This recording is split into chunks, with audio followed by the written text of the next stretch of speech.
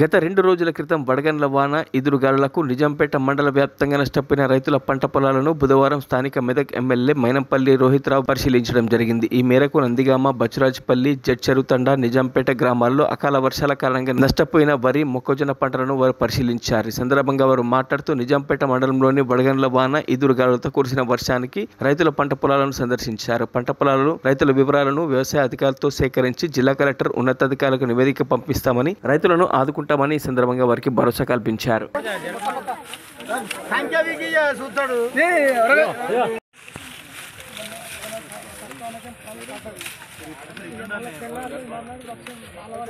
Back side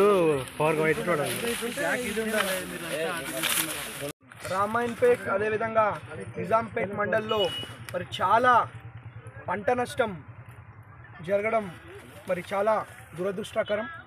మరి దాంతో రైతులందరూ కూడా మరి చాలా బాధపడుతూ ఉన్నారు. మరి వారందరికి కూడా మేము భరోసా ఇవ్వడం జరిగింది. ఎవరు కూడా బాధపడొద్దు, అందరూ కూడా ధైర్యంగా ఉండాలా.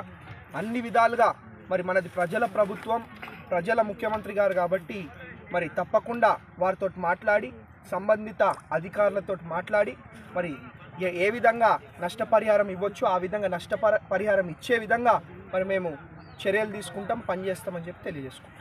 మరిన్ని అప్డేట్స్ కోసం మా ఛానల్ని సబ్స్క్రైబ్ చేయండి.